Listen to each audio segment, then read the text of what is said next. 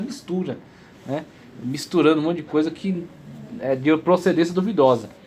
Torna os crentes infrutíferos, ele conclui nisso aí, que o pessoal se confia muito nisso e perde com o evangelismo mais eficiente, mais eficaz, que é o evangelismo pessoal. Aí isso acontece se não tiver um preparo, como eu coloquei, isso pode e deve ser remediado nas igrejas locais pelo ensino. Então você precisa conscientizar as pessoas da sua responsabilidade, tá certo? E conscientizar as pessoas da ordem, que é uma ordenança de Cristo. Então se as pessoas de fato se entendem servas de Cristo, elas precisam se atentar para isso, para a ordenança dele. E de por todo mundo pregar o evangelho. Então dentro das suas limitações, dentro daquilo que você pode, Cristo vai te usar. O Espírito Santo de Deus vai te usar. E aí é interessante que às vezes exatamente o que o Senhor precisa para aquela ocasião de evangelismo é exatamente aquela pessoa, é aquela ferramenta. Se você traz às vezes o cara que humanamente falando seria mais preparado, o teólogo por exemplo, e coloca numa situação de evangelismo, com um doutor, vai lá, com um médico, um advogado, um engenheiro, muitas vezes o que sai dali é briga, porque começa argumentos e vaidade e arrogância, tá certo? E um tentando superar o outro e dar carteirada e não sai nada. Só que às vezes com uma pessoa simples, Deus consegue fazer a obra ali, que a pessoa na sua simplicidade fala de Cristo, tá certo? Na sua pureza, tá? Daquilo que ela vive, da pessoa bendita de Cristo Jesus. E às vezes o doutor olha para aquela pessoa e vê nela ignorância no sentido, né, do conhecimento científico, mas vê nela algo que ele não tinha visto ainda, algo que ele não encontrou na academia, tá certo? Nem nas matérias, tá certo? Nem na ciência. Ele encontra nela vida, né? Alguém que fala acerca de algo que vive, acerca do Deus com quem ela tem comunhão. E é isso que chama atenção. Tanto que existem inúmeros testemunhos de pessoas altamente graduadas que tem lá um empregado, uma empregada, e aí pede uma oração, e às vezes para a pessoa argumentar com ela, nem tenta, mas pede uma oração, de uma oração vem às vezes uma mudança de vida, que a pessoa sente, que o vazio que ela tem na alma dela só pode ser preenchida por aquilo que tem naquela pessoa. E aí ela tem o encontro com Cristo. Então, a estratégia de Deus é extraordinária. Em Júlio, pode falar. Domingo, nossa ceia, né? Então, depois da escola bíblica dominical, eu fui levar a ceia para alguns dos nossos velhinhos, fazer esse trabalho de algum tempo, papai do céu ter permitido. Aí depois eu fui para casa do meu irmão, que é o aniversário do meu sobrinho. Tinha um bucho de carne, meu irmão. Aí, ó. Aproveitou. E aí, fomos, cantou parabéns e tal. Aí eu falei, pô, minha cunhada, meu irmão, eu sou um crente, não vai fazer uma oração? Eu comigo aqui, não, boa. Eu comigo aqui, irmão. Já esperando, né? Aí a minha cunhada, Jair, você faz a oração por mim, pelo... Pronto. Eu tava aqui, ó, falando com Deus, orando, e eu com o bucho cheio, eu falei, oxi, eu sei. Vai Cristo aqui. Mas agora. já em espírito, buscando, olhei cadê a aqui, oportunidade? assim, eu já vi que nem todo mundo era... Sim. E fiz a oração. Aí eu falei, pô, agora tem que ir, porque coral, aí depois tem o culto. Isso. Aí eu tô saindo, aí vem a mocinha, cunhada, a irmã da minha cunhada, com uns ferros aqui nas ventas, e aí nas orelhas. Parecendo aquele negócio de porco, né? Parecendo aquele negócio de porco. Aquele porque eu o acho porco que era puxar, acho que eles se inspiraram nisso. Eu acho que na hora eu até pensei assim, eu vou dar uma puxadinha, mas o não pode diabo ser que põe essa ideia na cabeça e fala que põe um gancho. E outra, né? É terrível. Nasceu na igreja, aprendeu. Triste, rapaz, é triste. Aí, rapaz, ali na hora, ela faz uma oração por mim? Ó, faço. Pronto. Faço. Já despertou o desejo, a sede, né? Aí nessa daí, eu acho que a mãe estava sabendo o sofrimento, não sei. Pronto. Aí a mãe, você faz uma oração por mim? Faço. Amém. Quer fazer fila aí? Faz, filho. Amém, glória a Deus. Mas antes, tome Jesus aqui, ó. Exatamente. Ele tá voltando, viu? Era estratégia de Daniel Berg, a tal da oração. Na oração, o caminho se abria para o evangelismo. É extraordinário. Pessoa necessitada, daqui a pouco ela abria o coração, né? Da oração ela queria um pouco mais, queria o evangelho. Daí, E simples. Aí, uma vez eu tive uma oportunidade assim, dessa. Se quiser também, tem Cristo pra você. Maravilha. Eu tive uma oportunidade dessa lá em Guarulhos, uma época eu trabalhei lá, que eu passei num concurso, e repartição pública, aquele pessoal chato, pessoal terrível. E aí, uma certa pessoa lá, que era gerente, ela tinha um certo envolvimento com o evangelho, não era crente, mas ela frequentava às vezes e tal. E eles estavam um pouco preocupados que ia pra rua e tava tendo algumas ameaças lá e aí pediram, né, pra fazer uma oração. Aí ficaram sabendo que era crente e falaram, ó, faz uma oração pela gente ali. E aí, pela misericórdia de Deus, eu fiz uma oração e Deus, de fato, me usou ali para orar com autoridade por eles. E aí algumas pessoas depois chegaram e falaram, nossa, aquela oração que você fez, eu senti tão bem e tal. Senti E aí leve, né? abriu a brecha para, né, algumas coisas a mais. Então é numa coisa dessa. Mudou. Só que o diabo às vezes usa pessoas crentes que se desviou para querer envergonhar quem ficou. Isso, usa. Mas Eu como vejo, usa, viu? mas o poder Como dele é usa. maior. Eu vendia de Exatamente. porta em porta. Na hora você repreende, você Sim. sente isso e acabou. Combate. Combate. Eu passei na frente de um bar. Mas aí é pra entrar no altar. Deixa eu Eu passei na frente de um bar. Aí tinha uns camaradas que me conheciam me chamam. Porque eu saio pregando mesmo. Sim, sim. Tinha um pastor desviado lá. Ih, rapaz, Bíblia esses pura. camaradas são. Um homem Bíblia pura, velho. Olha, Na hora que chegou lá bebendo mais os caras, disse, aí é pastor, aí conhece. bebendo. Aí o pastor veio me fazer umas perguntas. Aí. Aí, Capciosa, maldosa. aí eu disse assim, o senhor quer fazer mais perguntas? Porque eu não tenho tempo de estar aqui, eu vou lhe responder de uma vez só. É, já faz logo todas. Aí ele pegou aquela parte da semeadura. Beleza, na hora que ele terminou, eu disse, o senhor tá pronto para ouvir? Estou. Então pronto, eu vou lhe responder. O senhor sabia que o senhor saiu da posição de estar falando do amor de Deus? Cortei logo ele. Pronto, já não deu conversa, né? Não deu O senhor brecha. saiu da posição de falar para agora ouvir. É isso O aí. senhor não tem direito nenhum Ótimo, ótimo, de excelente. estar dirigindo a palavra de Deus para mim com um copo de cerveja. Que aí você colocou ele no lugar dele. Claro. Exatamente, a situação na qual ele estava. Dei uma lição de moral no homem. O Exatamente. homem ficou lá chorando. Então. Tomara que a Não partir tem que dar dali ouvido venha a pra esse conversão, povo. né? Tomara que venha a conversão. Que era o que ele precisava. Volta para a posição para falar do amor de Deus. Exatamente. Não era lugar dele querer debater Não. teologia, debater. Aí o É inimigo lugar ficou dele do lado quem me ouvir. chamou e disse assim, eu não falei que eles pensaram que eu ia perder a guerra, né? Eu sei. Porque diabo é diabo. Exatamente. Aí ele, eu não falei que o irmão aí não é brincadeira aí, toma aí. É. E aí ficou lá envergonhado. Eles gostam de ver o circo pegar Não fogo. pode dar ouvido a gente desviado, tem que Não mesmo. Na página 37 ele fala de evangelismo social. Eu não vou me demorar nisso aí. O que é que eu cito aqui para essa questão de evangelismo social? Atos 17, 18 a 34, onde Paulo prega no Areópago. No evangelismo social que ele aborda aqui, você tem a situação na qual você tem acesso a certos contextos, né? Então você é um empresário, você é um médico, você é um professor, você tem acesso àquele núcleo, né? Aquele grupo restrito. Então você aproveita da oportunidade, da ocasião, tá ok? Para pregar o evangelho ali. Porque talvez uma iniciativa evangelística da igreja não tenha esse acesso. Com certeza não terá, a não ser que aborde a pessoa na rua. Mas você que está inserido lá, você tem que aproveitar a oportunidade. Então, você tem a linguagem certa. Por exemplo, o cara é cientista, né? O cara estuda química, física. Se você vai tentar evangelizar essa pessoa, às vezes elas querem te contra-argumentar dentro, tá certo, da teoria, né? Dentro do conhecimento que elas têm específico da área dela. Então é onde você acaba ficando limitado. Você fala, ó, eu vou ficar aqui naquilo que eu conheço, tá certo? Que é acerca de Cristo. O Cristo que eu conheço, o Cristo que me salvou, que me perdoou, que me libertou, tá certo? E aí você vai pregar o evangelho dentro daquilo que você conhece, não especular em cima daquilo que ele propõe. Então você fica dentro daquilo que é a sua área. Agora uma pessoa que tem a linguagem, às vezes vai, de forma respeitosa, confrontá-lo também na sua linguagem. O cara é físico, é químico, é um médico, tá certo? Então, um advogado, então ele vai se como que contrapor a autoridade que ele também tem, tá certo? A formação que ele também tem. E a partir daí ele pode conseguir um bom resultado pregando o evangelho, comunicando. Quem convence é o Espírito, quem convence não é teologia, quem convence não é doutorado, quem convence é o Espírito. Mas aí você pega uma pessoa que pelo menos sabe falar naquele nível, que sabe falar naquela linguagem. Aí onde eu citei Paulo.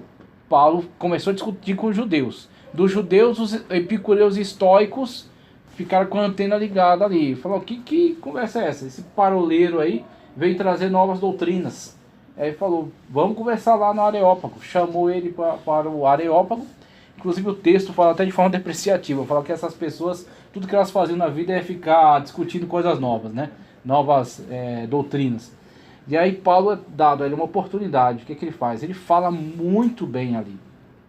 Ele é muito inteligente, tanto que ele estabelece uma ponte de comunicação através da situação que ele observou em Atenas, o altar ao Deus desconhecido, tá certo? Que citando até um poeta antigo, Epimênides, se eu não me engano, que era um cretense, e que narra acerca dessa situação, na qual teve uma grande peste, uma grande calamidade, e o povo desesperado, e alguém sugeriu essa ideia, um altar ao Deus desconhecido. Falou, pode ser que algum Deus desta terra não esteja sendo adorado. Os assírios pensaram a mesma coisa quando deportaram Israel e trouxeram um povo estranho para a terra, e depois animais ferozes começaram a atacar o povo de Samaria. E aí os assírios pensaram a mesma coisa, olha, o Deus da terra não está sendo devidamente adorado. Aí eles permitiram que alguns sacerdotes voltassem, quando se estabelece ali o chamado o povo samaritano, que é uma mistura, tá certo, de alguns israelitas que ficaram com povos estranhos que vieram, e o estabelecimento desse culto, que é um culto a Jeová, só que é um culto sincrético, porque admitia tanto culto a Jeová em alguma data, mas as pessoas que participavam também adoravam outros deuses. E aí os judeus têm todo esse desprezo por eles por causa desse sincretismo, tá certo, dessa situação. Inclusive vai surgir até uma Torá específica, que os samaritanos eles não respeitavam os outros textos da Bíblia, só a Torá, só os 5 livros de Moisés. E aí inclusive existe até hoje chamada Torá Samaritana, que é específica aí dessa situação. Então você tem essa situação e Paulo viu isso, Paulo viu essa brecha. E aí o que Paulo faz no Areópago? Quem eu vim pregar aqui? Eu vim pregar acerca desse Deus que vós mesmos sem conhecer adorais. O Deus que criou o céu, que criou a terra, que manda as chuvas, que criou o sol, tá certo? Esse Deus que criou todas as coisas. A ponte de comunicação com eles foi através daquilo ali. Então eles ficaram admirados, eles continuaram ouvindo. O problema foi quando Paulo abordou a questão da ressurreição. Aí, devido a eles estarem já muito misturados com certas ideias gnósticas que repudiavam, e também o platonismo, que favorecia essa ideia da metafísica, então de que o plano superior das ideias é sempre o plano superior das ideias é sempre melhor, tá certo, do que o plano material, que a matéria é como que uma cadeia para a alma, a matéria é como que uma cadeia para o espírito. Então eles pensavam que todo aquele que saísse da matéria para o campo espiritual estava numa ascensão, então não faria nenhum sentido voltar, que é a ideia da ressurreição, né? O corpo ressuscitar. Agora no caso de Cristo, não apenas ressuscitar como o Lázaro ressuscitou, mas ressuscitar de forma gloriosa, né? No corpo glorioso, no corpo incorruptível, né? Agora, eles não deram oportunidade de Paulo dar maiores explicações. Quando Paulo falou de ressurreição, ele falou, acerca disso a gente ouve depois. E aí, somente Damares e Dionísio que se interessaram e queriam saber mais. 2 almas, mas foi um trabalho, graças a Deus, por ver esse resultado. Não foi tão bem sucedido quanto poderia ser, mas teve seu sucesso. E principalmente para mim, alguns criticam, né, essa abordagem de Paulo no Areópago. Mas eu acredito que foi importante para mostrar que o Evangelho não é algo sem pé nem cabeça. O Evangelho tem lógica, sim, tem sentido, sim. As pessoas que estão pregando são também inteligentes e capazes. E Paulo mostrou isso. Deus usou Paulo para mostrar isso. Falou, ó, não é um qualquer, é alguém que sabe falar, alguém que sabe se expressar, alguém que sabe encadear as ideias corretamente, tá ok? Então você tem essa situação e aí você pode encontrar essa situação no cotidiano, através da oportunidade que você tem no seu contexto, a oportunidade que você tem no seu meio. Às vezes vem, por exemplo, um evangelista, um cara que é doutor, fala tudo certinho, tudo corretinho, tá certo? Uma pausa, tudo, a forma, e aí ele chega e vai falar lá, evangelizar os pedreiros. Às vezes ele não vai ser bem aceito naquele contexto. Por quê? Porque a forma dele se colocar como que incomoda às vezes aquelas pessoas, é um contraste entre ele e aquele público. E quando Deus levanta às vezes uma pessoa daquele contexto, ela tem a linguagem certa, ela tem a forma de se colocar, que as pessoas entendem, que as pessoas recebem. Paulo percebeu isso, essa deficiência. Então, mas não que a pessoa não possa. Não que não possa. Paulo exatamente. Se tolo para ganhar. Exatamente isso que eu ia falar agora. Paulo percebeu essa situação. Ele fala, firme de tolo para ganhar os tolos, firme de sábio para ganhar os sábios. Então ele sabia adotar a linguagem certa para o contexto. E aí onde entra uma vantagem. Se a pessoa ela é mais instruída e ela também é inteligente para isso, ela consegue diminuir o seu nível para falar mais simples. Mas a pessoa muito simples, se ela não tem um conhecimento acadêmico, ela não consegue ir até lá só porque ela quer. Aí ela tem que galgar degrau a degrau, até chegar lá. Então você tem essa situação, e essa situação de fato é real. Acontece, onde pessoas em determinados núcleos de convivência, tá certo? Conseguem oportunidades que outros não conseguem. E aí ela tem que aproveitar. Então disso aí que ele fala em evangelismo social. Agora evangelismo pessoal, ele vai... Opa, quase que eu derrubo. Tá aqui. Quase que eu molho tudo aqui. Vamos lá.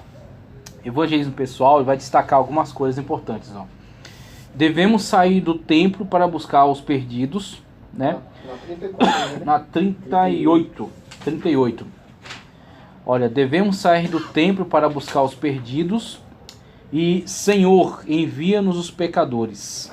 E aí tem essas colocações que ele nos dá aqui, ó. Senhor, devemos sair do templo para buscar os perdidos. E o outro ele coloca, Senhor, envia-nos os pecadores para ouvir a palavra. E depois outra exclamação, você está aqui nessa noite porque Jesus lhe trouxe. Então ele vai discutir acerca dessas colocações aqui. Texto que eu quero fundamentar. Olha, e despedida a sinagoga, Atos 13, 43 ao 45.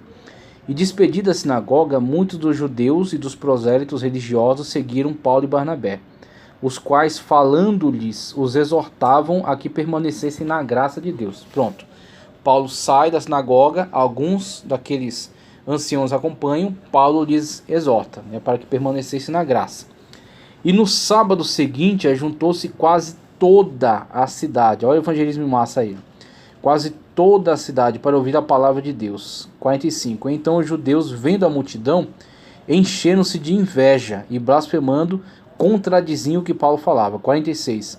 Mas Paulo e Barnabé, usando de ousadia, disseram, era mister que a vós se vos pregasse primeiro a palavra de Deus. Mas visto que a rejeitais, e não vos julgais dignos da vida eterna, eis que nos voltamos para os gentios. Então isso que eu achei interessante, inclusive eu acho que até já usei como exemplo, a situação de Paulo interagir com os judeus, né, ter um resultado menor entre eles, que era difícil, os debates, as polêmicas, mas esse pequeno resultado, né, mesmo não sendo um resultado tão grande, era importante, porque vinham dali pessoas que tinham capacidade na lei, que conheciam a lei, conheciam os livros sagrados.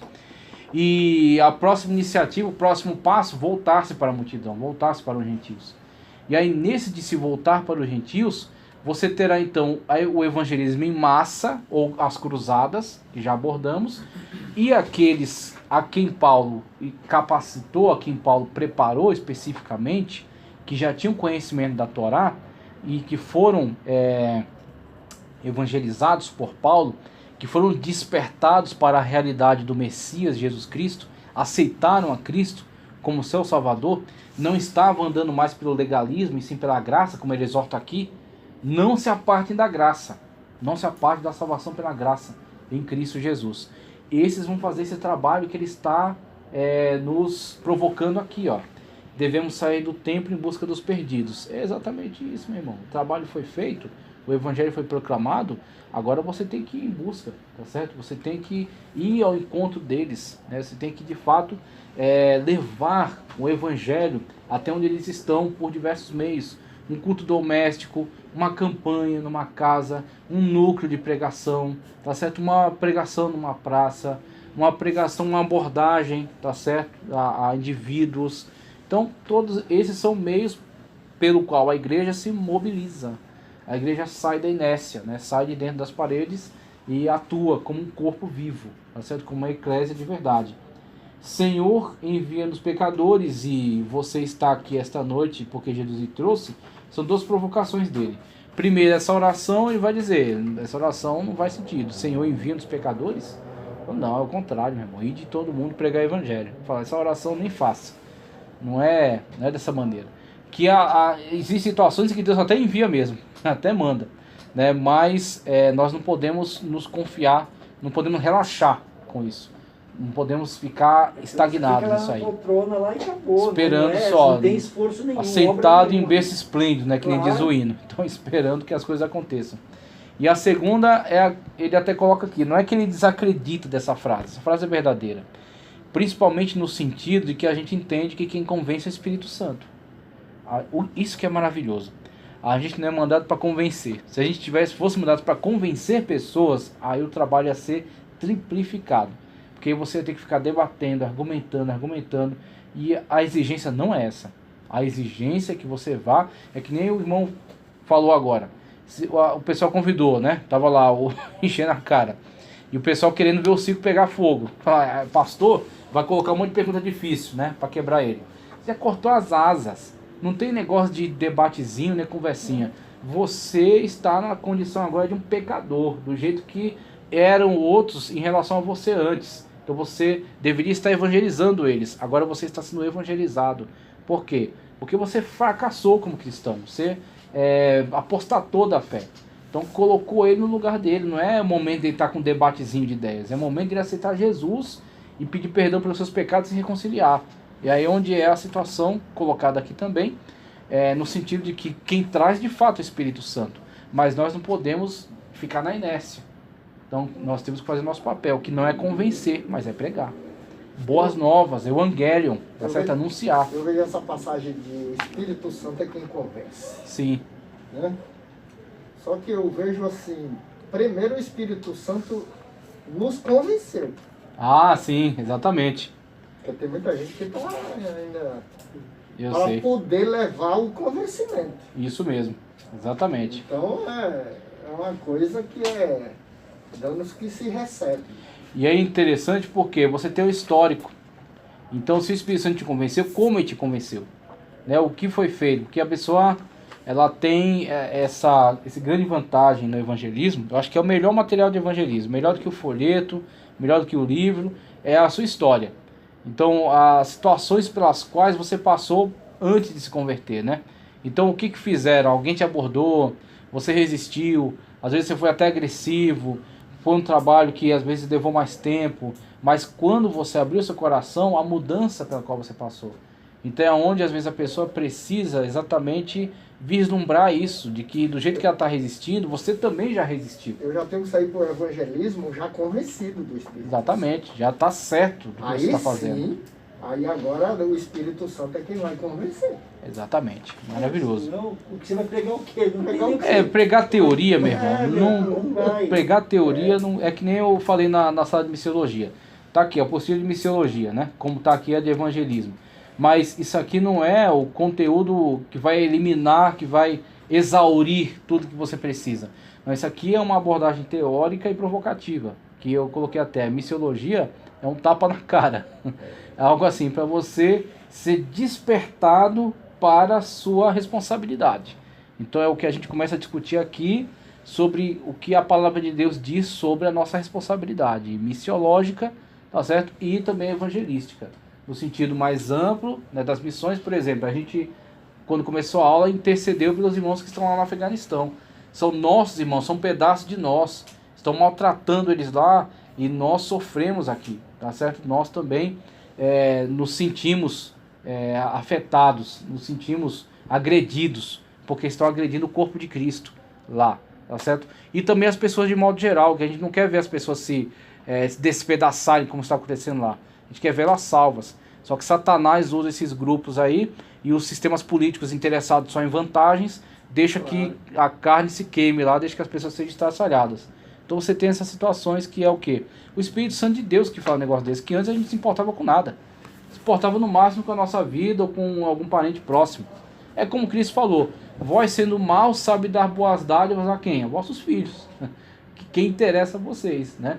Mas quando você é templo e morada do Espírito, o amor de Deus está em você agora, né? Então é um diferencial. Vantagens do evangelismo pessoal, ele aponta duas questões aqui, ó. Por que muitos evitam praticá-la, tá? E dificuldades na prática. O texto que eu trago é 1 de Pedro 3, 14 ao 18, que diz, ó. Mas também se padecerdes por amor da justiça, sois bem-aventurados. E não temais com medo deles, dos agressores, né? Nem vos turbeis, antes santificai ao Senhor Deus em vossos corações, e estáis sempre preparados para responder. Isso aqui é extraordinário.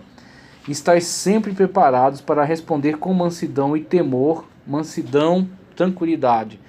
O que pode te dar tranquilidade numa resposta? Segurança. É que nem as pessoas têm lá as suas profissões. Então, o pedreiro, né? Como se levanta uma parede? Ele fala com a maior facilidade. Agora, se você perguntar para ele, me explique a teoria quântica, ele fala, não sei. Se eu for tentar falar, eu vou inventar aqui um monte de coisa. Mas se for para falar de coisas relacionadas à construção, é comigo. Uma sapata, como é que faz uma estrutura, como é que levanta, qual é a quantidade para misturar massa, tá ok? Então, tudo isso aí é do mundo dele. Bater uma laje, é do mundo dele. Então ele vai falar o quê? Com mansidão. Assim também isso aqui. Uma vez que o evangelho faz parte da sua vida, lê Bíblia, ora, tem comunhão com Cristo, tá certo? Tem o nome escrito no livro da vida, é um salvo, uma pessoa que sente a alegria do Espírito na vida. Você vai falar com mansidão, porque é algo que faz parte da sua vida, é algo corriqueiro, cotidiano. Então é isso que eu vejo aqui de Pedro, falar com mansidão e temor. Então mansidão, porque você está falando do que você conhece, você vive, e temor a Deus. Então falar com devida reverência, com devido temor a Deus, tá certo? E em temor a Deus atender a esse ministério. A qualquer que pedir a razão da esperança que há em vós, tendo uma boa consciência, para que naquilo que falam mal de vós, como de malfeitores, fiquem confundidos os que blasfemam do vosso bom porte em Cristo. Porque melhor é que padeçais fazendo bem, se a vontade de Deus assim o quer, do que fazendo mal. Isso aqui eu acho tão verdadeiro e às vezes tão ausente de alguns púlpitos, de algumas igrejas.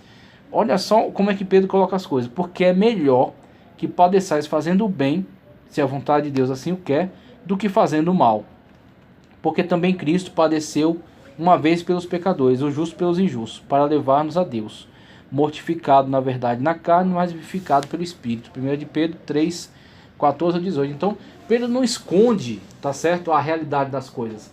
Eu não estou dizendo para vocês que existe alguma garantia de que porque vocês estão fazendo a vontade de Deus, vocês vão ser eximidos do sofrimento.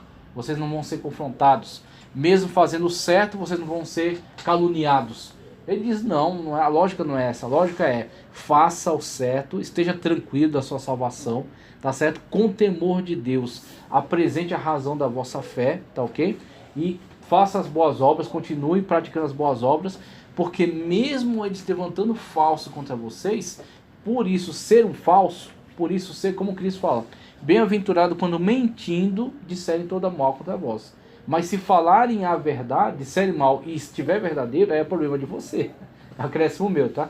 Então você tem essa situação na qual, mesmo sendo justo, mesmo tendo boas obras, mesmo andando com Deus na terra, vão levantar falso, vão te acusar, vão te caluniar, vão tentar te destruir, vão tentar te humilhar, mesmo você levando uma palavra de evangelho, de boas novas, né? Salvação em Cristo, vão te confrontar. Fique em paz.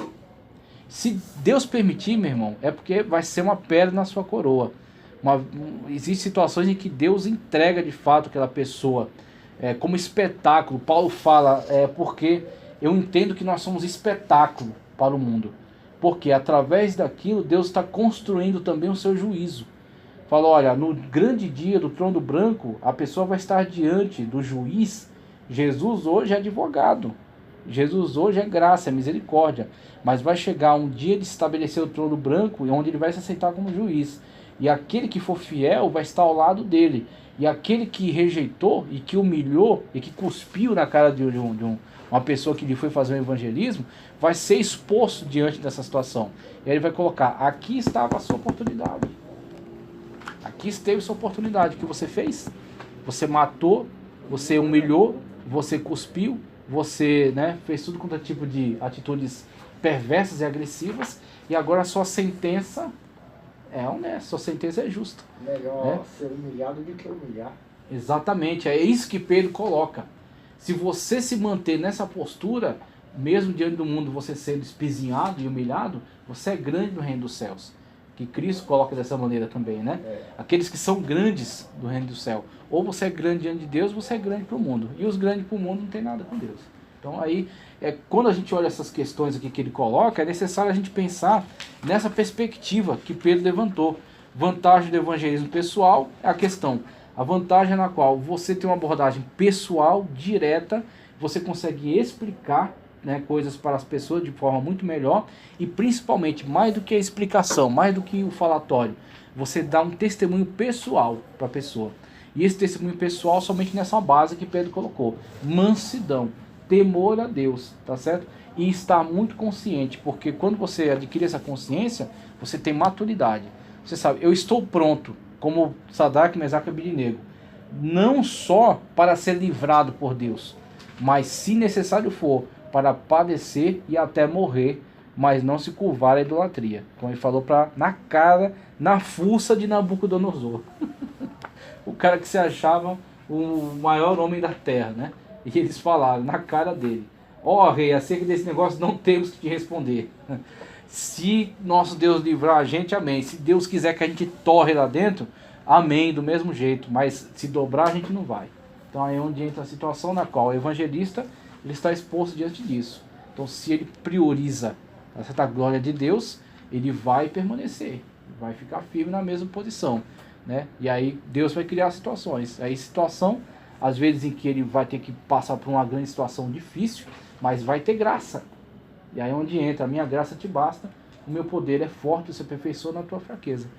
Mas quanto mais fraqueza, tá certo? Fragilidade minha, mais isso deixa claro a força de Deus. Que a pessoa olha e fala: se dependesse dele, não ia dar certo, porque ele é frágil, tá certo? Os argumentos dele não são mais fortes, ele não tem lá um conhecimento acadêmico tão grande, mas o Deus que trabalha por meio dele é que está fazendo esse negócio aí. Então isso que é interessante.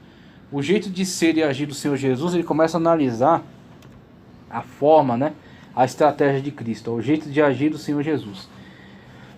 Para analisar esses pontos, eu coloquei aqui o texto de João 4, 7 a 26, que eu não vou ler, mas é todo o texto da mulher samaritana, do início do diálogo, tá certo? Até o momento em que a própria mulher samaritana, ela se engaja naquele evangelismo que eu citei na aula passada, chamado evangelismo de alistamento.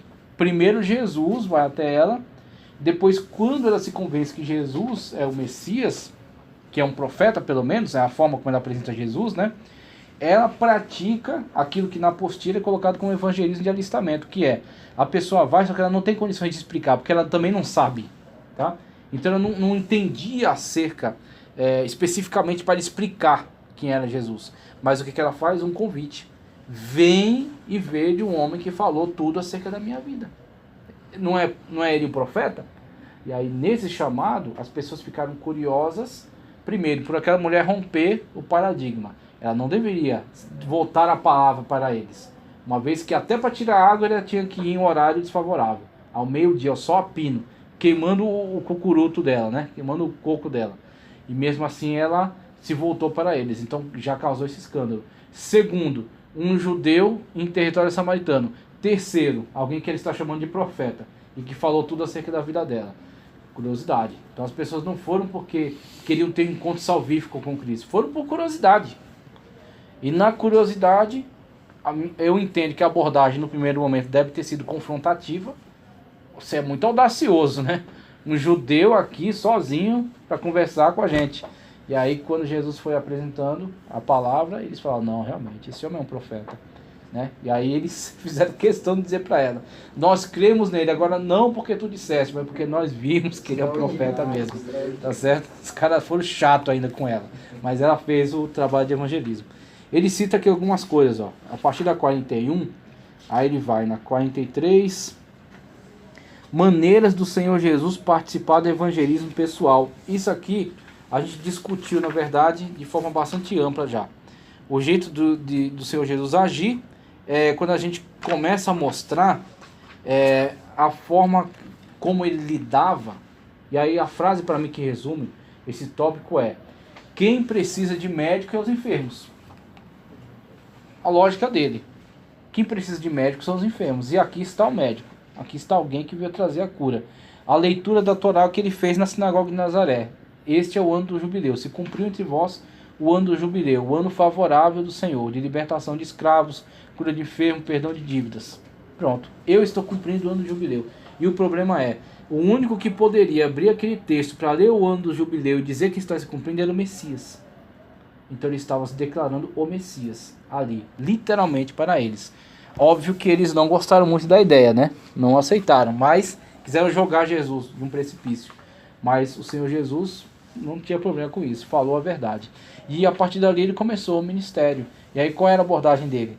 Ia para o meio dos publicanos, né, os pecadores, né, conforme os fariseus qualificavam, conversava diretamente, interagia com prostitutas, tá certo, que se dirigissem a ele. Foi para casa de Zaqueu, que era um publicano, tá certo, que era um cobrador de impostos, que era odiado, detestado pelos judeus. Convidou um deles para ser seu discípulo, Mateus, que estava na alfândega, inclusive. Então a abordagem de Cristo era essa. Ia num casamento em Caná, ia na casa de um fariseu, tá certo? De um mestre da lei, mas também evangelizava publicamente nos montes, tá certo? Foi até o lago de Genezaré, pediu o barco de Pedro emprestado, porque a multidão era grande ali, pregou diretamente a eles. Então a abordagem de Jesus era essa, era direta, tá certo? Utilizando diversas estratégias particulares. Por exemplo, atendeu a uma audiência particular com Nicodemos, que era sacerdote, tá certo? Que não queria alarde, né? Então queria se reunir com Cristo de madrugada, né? No particular. Atendeu essa audiência e confrontou o homem, né? Falou acerca de ser uma nova criatura, de nascer de novo. E aí o homem foi pro literal: tenho que entrar de novo no ventre da minha mãe. Ele falou: você é mestre de Israel e não sabe? Eu te falo de coisas humanas e você não entende? E se eu te falar das espirituais? E aí é onde o homem foi confrontado com essa ignorância. Então foi uma audiência particular. Mas também teve pregações em massa. Mas também teve evangelismos pessoais. Tá, ok? Teve situações que Jesus abordou. Teve situações que Jesus foi abordado. Então tinha diversas situações. Jesus iniciou algumas por meio da cura, outras por meio da libertação, outras por meio do diálogo. E assim foi, usou de todas as estratégias. Então é isso que ele coloca aqui, né, para nós. E com relação ao página 43, maneira de Jesus praticar evangelismo é quando ele vai trazer um caso para análise, que é onde entra o texto aqui da mulher samaritana. João 4, 7 ao 26, né? Então, ó, veio uma mulher de Samaria tirar água, né? Ele começa aí, por essa colocação do versículo 7. Essa frase nos ensina que às vezes Deus coloca. Isso aqui, na verdade, a gente até já começou a discutir, né? Que Deus cria as oportunidades, né? Então, você está disposto, você se dispõe, como em Isaías, né? Dispõe-te, né? Então, esse se dispor, esse se mostrar pronto, se mostrar disponível, é assim o ato no qual você se coloca a serviço. Então, estou a serviço, estou de prontidão, como um soldado. Então, dá o toque da trombeta, tá com o coturno, tá certo? Tá com o cinto, a mochila nas costas, o fuzil, tá ok? Tá com o cinto aqui em volta do fuzil, está pronto. Então, ele se mostra disposto. E aí, qualquer situação que surgir, ele está pronto para atender. E onde essa pessoa está disposta dessa maneira, Deus vai começar a criar oportunidades, criar situações, criar pretextos para que você tenha oportunidade de evangelismo. Então Cristo estava ali e tudo aquilo foi planejado. Aquilo não foi ao acaso. Jesus estava passando e resolveu parar ao acaso para ver as flores. Não, tudo foi pensado. Vou passar por Samaria. Todos não passam, dão a volta. Passam o rio, passam por fora, tá certo? Pela Pérea, eu acho. Aí voltam para descer para Jerusalém. Porque Galiléia era o norte, Jerusalém era o sul, Samaria no meio. Então eles davam uma volta por fora e voltavam para chegar em Jerusalém. Jesus não, passar em Samaria. Então quando ele passa em Samaria, a situação na qual os discípulos saem para comprar pão, porque se eles estivessem ali eles iam atrapalhar. Então se a mulher chega e tem aquele multidão de homens ali, ela, opa, não vou ali, vai atrapalhar o evangelismo. Então é a situação na qual Jesus exige passar por ali. Chega até aquele poço, os discípulos percebem que não tem pão, saem do contexto para comprar pão. Jesus está ali, a mulher vê só um homem, e aí vê pelas vestes, que é um judeu, por causa das vestes típicas, né, das bordas da roupa, né, da túnica. E aí ela só ele foi lá. Do que ela vai tirar água, certamente ela queria isolamento, não puxou o assunto. Jesus puxa o assunto. E é o assunto que ele usa para quebrar gelo, né? Dê-me de beber. Um pedido, olha só que maravilha, né? A ousadia. Às vezes você quer criar oportunidade até oferecendo alguma coisa, né, para a pessoa, para ver se ela abre o coração para você, né? Jesus fez o contrário. Essa ousadia que é maravilhosa, só o Espírito Santo de Deus para nos dar essa ousadia, né? Jesus se colocou uma mulher, ele se colocou numa situação, vamos colocar com todo o temor de Deus, vulnerável, porque ele está pedindo, enquanto que ele tem a água da vida, tá certo? Conforme ele diz que faz uma fonte que joga para a vida eterna, salvação, tá certo? Eternidade. E ele, como Deus, primeiro, a Kenosse, desceu até nós, encarnou, está ali naquele poço, depois de evangelismo, está com sede, porque ele está no corpo humano, o corpo dele é humano, 100% humano, 100% divino, ele está com sede, e ele se coloca numa situação de vulnerabilidade para aquela mulher, ele faz um pedido, dê-me de beber. Ele cria uma ponte ali, a mulher já vem com todas as pedras na mão, né? Tu sendo judeu, que é onde entra outra questão que ele vai discutir aqui, ó. Como sendo tu judeu? A pergunta da mulher deixa claro que quando ela viu o Senhor Jesus, logo notou que ele era um homem judeu. Isso significa que no mínimo ele estava trajado, tal, toda aquela questão do traje, tudo, mas também a questão de toda a animosidade que havia entre os samaritanos e os judeus, desde a questão de Neemias, Sambalate, né, que queria lá, tentou uma associação com Neemias, que teve que ser rejeitada devido a todo o contexto da época, e aquilo criou, né, esse desentendimento entre essas nações, chegando até a época de Cristo. Mas mesmo com esse desentendimento, isso não foi uma barreira para o evangelismo, porque Cristo rompeu com esta barreira, né? Foi até ela, se colocou numa situação, né, disponível ali, porque a mulher não iria até Jerusalém procurar Jesus, ela também não iria até Galileia, ela só seria evangelizada por Jesus se Jesus fosse até o lugar onde ele está. Isso é muito significativo para nós. É a situação na qual, não espere, o favelado não vai sair da favela para ir até a igreja. Ele não vai. Ele não vai sair, a pessoa que está lá no centro de recuperação, ele não vai sair de lá, ou no centro de recuperação já está bem. Ele não vai sair da Cracolândia e vai dizer, eu acho que é bom procurar uma igreja evangélica. Pode ser que até em algum momento, pela misericórdia de Deus, até vá. Até tem um evangelismo prévio que ele recebeu e ele tem a semente do evangelho no coração e vá. Mas, de modo geral, de modo comum, eles não vão. Então, você tem que se mostrar disponível, tá certo? É um ponto de pregação dentro da favela, o que é perigoso. As pessoas que fazem esse trabalho têm coragem, têm ousadia da parte de Deus para fazer isso. É uma campanha na casa de uma pessoa, na favela. Então, uma campanha por cura. Mas essa campanha por cura é só o pretexto. Você vai lá pregar evangelho, pregar Jesus. E aí os vizinhos, deixa eu participar. Eu preciso de cura também. Eu preciso de porta de emprego. É só um pretexto, meu irmão. Milagre. O objetivo do milagre não é o milagre. O objetivo do milagre não é o milagre. O objetivo do milagre é ele abrir uma porta para a salvação. Tudo é salvação. O grande objetivo de Deus com o homem é salvação. É recuperação, restauração daquela ligação que foi quebrada no Éden. Se vai ser uma maravilha, se Deus vai abrir o céu e aparecer, tá certo, um trono de ouro, tudo isso é estratégia, tá certo? Ou se é um caroço que vai sumir, ou se é uma perna quebrada, ou se é uma dor de cabeça que vai passar. Sogra de Pedro, Jesus curou uma dor de cabeça. A mulher estava lá com enxaqueca, né? Jesus foi lá, pôs a mão, amém, vai fazer um café. Então aí, do jeito que ele curou um cego de nascença, inclusive um que não devia ter nem o globo ocular, porque ele faz de barro e põe lá dentro. Ele fez Adão, então fez lá e pôs, e mandou o homem se lavar no tanque de Siloé, ainda fez um desafio para ele. Teve que ir, se vira, né? Já ganhou a cura, agora vá se lavar, vá lavar o olho lá. É o mínimo de esforço. Exatamente. Do jeito que tem uma situação na qual ele restitui a visão de um cego, ou ressuscita o morto de 4 dias, também tem a situação na qual ele cura uma dor de cabeça. E nenhuma delas, o objetivo não é o milagre em si, é a salvação. Salvação das almas, daquela alma e das almas que estão em volta, né, e que vem aquele sinal. Então você vê, a situação que Jesus provocou aqui. Veio uma mulher tirar água, disse de Jesus, dê-me de beber. como sendo tu judeu, a pergunta que a mulher faz, que é a situação na qual o ímpio vai te confrontar. Jesus como responde a ela? Aí, é importante o caso que você colocou também, aqui. Em vez de você ficar dando trela, né? Não, porque os judeus, os palestinos, os samaritanos, Bolsonaro, Lula, Ciro, irmão, nada disso importa. Nada disso importa. Tudo isso são as bobagens desse mundo que está se destruindo. Tá certo?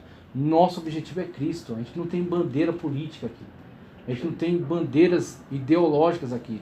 Só para não cortar. Sim. Eu tô lá na minha loja e chegou um cabo com a foto do Lula. Ah, Jesus, lá vem. Ele me mostrou. Você defende esse macumbeiro? Eu Eita defendo. Deus. Isso é um lixo. Olha Você só. defende esse macumbeiro? Eu digo, claro. Olha só. Esse daí eu defendo, moço. Você não queria que eu defendesse, mas um macumbeiro, e foi até um pastor. Olha. Mas um macumbeiro, eu digo, claro. Qual é o evangelho que eu prego? Eu não tenho que defender a macumba. Sim, mas o Mas o amor por macumbeiro eu tenho ele... que defender. Exatamente, é uma alma. É uma O alma. que é que Jesus disse? Eu vim para Exatamente. os doentes. Os doentes, se ele é um doente, Aí é pra ele ficou mesmo. assim, meu... É porque ele se lembrou, né? Para vivo tem direito à salvação. Ele estava tão enfiado nessas questões políticas que ele se esqueceu. Exatamente. Os petistas têm alma, meu irmão. Tá certo? Os pissolistas, tá certo? Eles Eu têm alma. defendo o macumbeiro, claro, meu irmão, é o evangelho que eu prego. Aí ele ficou Exatamente. assim, todo... Aí o cara vai querer defender, não porque... Não, meu irmão, não gaste seu tempo com isso, não. Não gaste seu tempo com isso, não, porque... Então, o evangelho perda a de pessoa tempo. tem que saber como pregar. Exatamente. Porque nós temos que defender o macumbeiro. Ela não pode ser Agora, arrastada macumba- para essas discussões periféricas, Não. que foi exatamente o que Jesus fez. Em vez dele se deixar levar por essa questão que a mulher colocou, essas questões periféricas, Jesus foi ao cerne da questão, que é o problema dela, tá certo? E aí, chegando até o momento provocativo, vai e chama o teu marido, que aí tocou na ferida, que aí é onde entra a questão do evangelho. Do que o evangelho está tratando? Está tratando de salvação das almas. Então, para a salvação dessa alma, tem que ser tirado todos os empecilhos do caminho, inclusive problemas. E aí, quando o evangelho toca em problemas pessoais, às vezes aquele problema era a pedra, era a barreira, era o impedimento.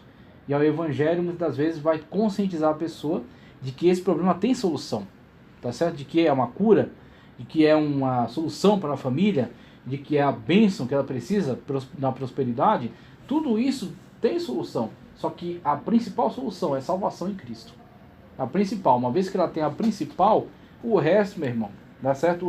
O demais é consequência. Eu não devo estar condenando o Bolsonaro e nem eu, Ah. não é o caminho que eu ando. Exatamente. A salvação não vem deles. E aí tem a situação colocada que ela coloca do poço de Jacó, que é o tradicionalismo dela, que é onde você vai ouvir assim: não, mas eu nasci católico, né? Não, mas eu sou espírita, eu estudei o espiritismo. Não, mas eu venho de uma tradição budista. E essa mulher também colocou: olha, a gente tem aqui nossa tradição, o poço de Jacó, nosso pai Jacó que nos deu isso aqui.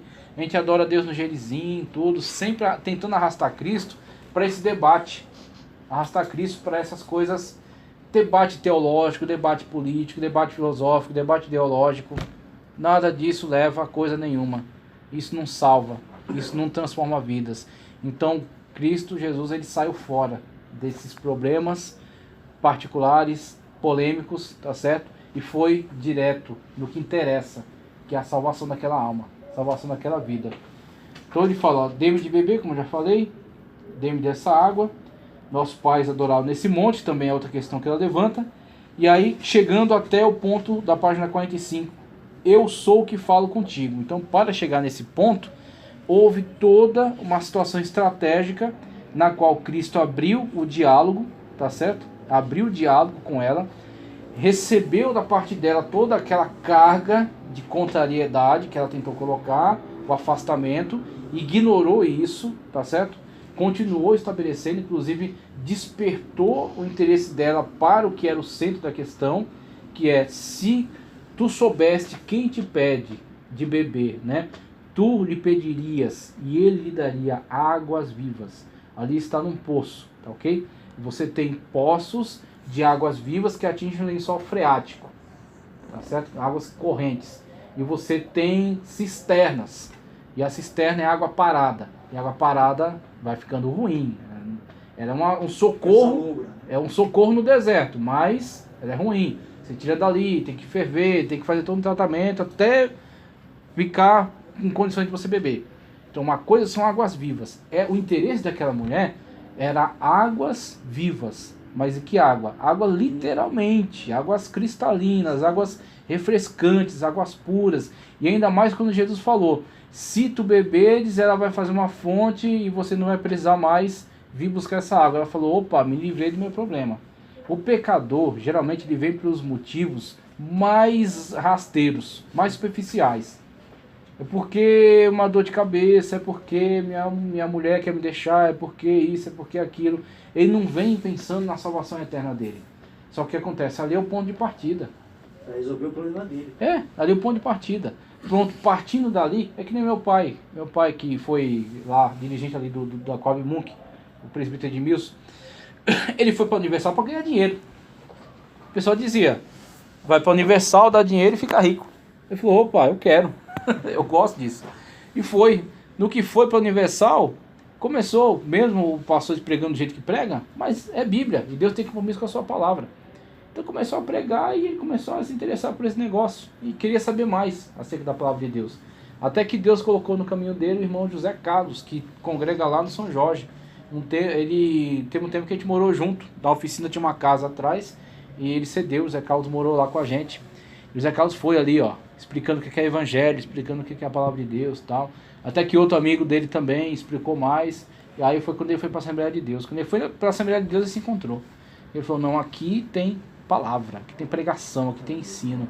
E aí se estabilizou, levou a família. Foi quando eu conheci o evangelho. No tempo do pastor Disseu, estava dirigindo a Vila Beatriz, a congregação que era na Vila Beatriz, que subiu agora para Vila Madalena. Eu nasci lá e estou lá até hoje. Na Vila Beatriz eu subi lá com Madalena. Então ali foi a situação na qual foi o início de tudo. Agora começou através de quê? Uma coisa periférica. A mulher queria águas vivas, ela queria água para beber mesmo. Agora Cristo começou a trazer ela atenção para o quê? Águas espirituais, no sentido de ser a presença dele, tá certo, na pessoa, tá certo, o estabelecimento da comunhão dessas águas, isso, essas águas purificadoras da palavra de Deus, né, que nos purificam, como ele diz, vós estáis limpos pela palavra que você tem falado. Então, ele conduziu para isso, mas a mentalidade dela, no primeiro momento, estava voltada para algo muito literal. Quem me ganhou para Jesus foi um primo meu. Sim. Eu estava 6 filhos, tudo. Olha. Desempregado, dormindo em cima de um colchão. Minha sogra não queria meu comigo, nem minha mãe. Tanto filho. Meu Deus. Aí minha mãe disse, vá na casa do Alfredo, que é meu primo, que ele é empresário. Ele tinha uma faixa de uns 25 trabalhadores lá na loja dele. Que ele lá vai lhe arrumar um emprego. Aí eu fui. Em cima dessa questão do emprego. E ele crente. Quando eu cheguei lá na casa dele, aí contei meu problema pra ele, ele disse, fica por aí. Aí deu meu dia, eu, Cordelito, vamos almoçar? Eu, vamos. Aí. Quando eu cheguei na mesa, tava lá meu almoço. A Bíblia. Eita, coisa boa, pão do céu. Eita, crente, viu? Crente é cheio de estratégia, né? A gente vai comer a Bíblia, comer esse livro aí? Vai, comer o rolo. E disse assim, ó, meu irmão. Eita. O que você está precisando aqui é esse almoço aqui. Almoço bom, viu? Aí começou. É isso aí. Se você não abrir seu coração para Jesus, as minhas ajudas não vai te prevalecer em nada. Aí, ó. Ou você abre o coração para Deus te ajudar, ou pode voltar e perfurar o seu Deus. Sim. Tá aí eu vi uma coisa assim fechada. Então. Foi a hora certa. Ainda mais com fome. Aceitei Jesus lá com ele, lá fui para a igreja mais ele. Tava mole, tava com o coração mole, que tá desmaiando. A Bíblia diz, dá comida a quem tem fome. Exatamente. Tem hora que não é para dar comida mesmo, não. É interessante. Deus age por meio dessas loucuras. No outro dia ele arrumou casa para mim, me entregou tudo e tudo. Exatamente. Estou firme até hoje. Glória a Deus. Foi a estratégia que Deus usou. Se ele não soubesse me dar comida. Exatamente. Foi a comida certa para a fome certa. E eu Fome fui tão espiritual. alegre, ó, porque a cabeça tava bonita. É isso aí. Fome. Vou concluir aqui, viu? Então, ó, página 45, a gente encerra aqui, ó. Eu sou o que falo contigo, versículo 26. Depois de Jesus ter se livrado de todas aquelas situações onde a mulher queria conduzir ele para um assunto paralelo, e ele ter ido no cerne da questão e depois abordado o problema dela, vai, busca teu marido, ela não tem um marido, ainda bem que ela foi verdadeira ali, ela estava diante de um profeta de Deus, de alguém que conhece todas as coisas, falou, disseste bem, porque até o que tens agora não é teu. Tiveste quantos maridos? 5.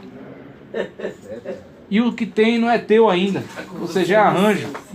Ela falou, meu Deus do céu, aí não teve condições. E aí onde aquela palavra, tá certo? Atingindo o ponto certo, desmontou totalmente as resistências. Ela falou, é um profeta, tá certo? E assim é, quando Cristo usa essas situações, uma situação dessa, de uma necessidade, e aí trouxe a pessoa para a realidade na qual você pode até dar um almoço, você pode até dar um peixe, mas ela vai comer e vai ter fome de novo. Se você der a vara para ela pescar, né? E se você der para ela a capacitação, a prosperidade, que é você ter a bênção de Deus na sua vida, para ela poder dar continuidade num processo de crescimento, transformação. Júnior, Pode falar. da percepção também. Algumas, ela só está vindo para a igreja mesmo porque ela com essa fome. Até para você entrar com o evangelho, ela precisa se alimentar. Também, verdade. Que é aí onde entra a situação do auxílio. Exato. Então, primeiro prestar o auxílio necessário, e a pessoa, a partir desse auxílio, se sente acolhida. Exato. Né? E nesse acolhimento ela já vê Deus. Às vezes o evangelismo... Se tiver 2, 3 bacurizinhos igual um cordelito aqui, eu falei, tem 6. Aí funcionou. Mas é estratégia. É estratégia. Porque o que acontece? Mesmo essa passagem da mulher samaritana, no final, Sim. depois, ó, os discípulos vão comprar comida. Isso, exatamente. E ele volta. Isso e aí. Vai dar comida pro mestre. O mestre falou, ei, rapaz, eu não quero, rapaz. E é interessante que até quando ele chega com o pão, ele fala, uma comida melhor tenho para comer. Quer fazer a vontade de Deus. Do pai. Coisa boa. Eu tenho aprendido com Maravilha. os professores. Glória a Deus. e os pastores. Estratégia o senhor dá.